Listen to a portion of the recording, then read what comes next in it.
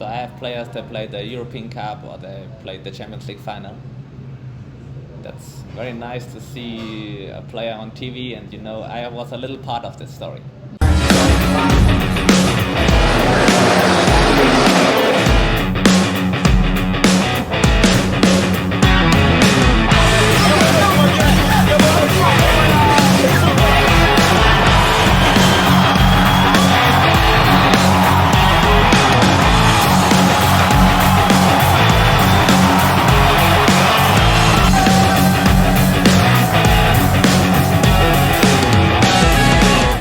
Everyone, welcome back again. With me today have Coach Hans. Hi Coach Hans.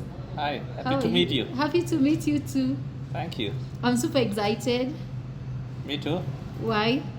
Because I love talking about football. That is interesting. And this channel, we love talking about football. So today we are with Coach Hans from Rosenheim, right?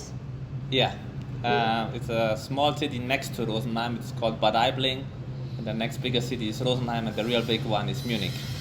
Interesting. So you're a youth coach? Yes, I'm coaching the under-16 team. So what motivated you to start your career in football? Like every child, I like to be a professional player, but I realized very early that I'm not good enough to be playing at the professional level. So I started coaching. The first years I just did it for fun, without getting paid, and then after some years I realized I'm good in it, and then I got a job offer, so now it's my full-time job. Oh, interesting. So what is like your coaching philosophy? Because that's one question that most youth developmental coaches, I would like to call them, have different philosophies.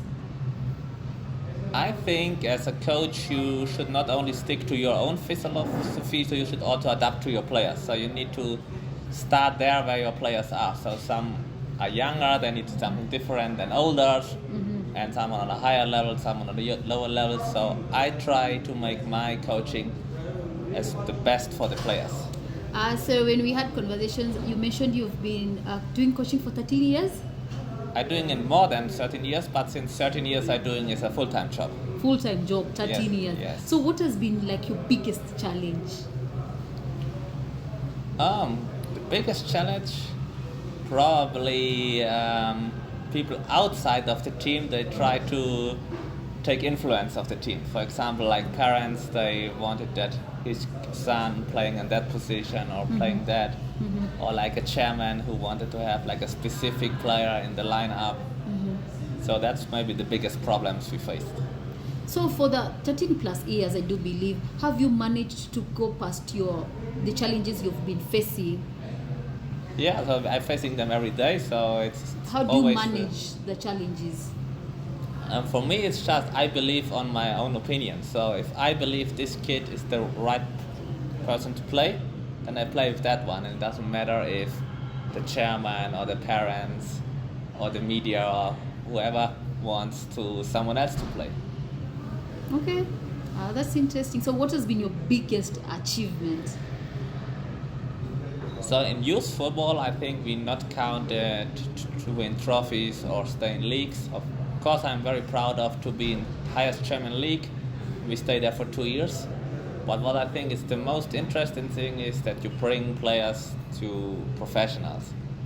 Then, out of all the players I coached, maybe around 100 moved to youth Bundesliga teams, and maybe 10 of them become a real professional and got a long-term contract. That's interesting. Even it has made me start thinking. So guys, if you've watched this part A, ensure you subscribe to watch part B of Coach Hans. Thanks for watching. Subscribe. Welcome back to part 2, a sit down with Coach Hans.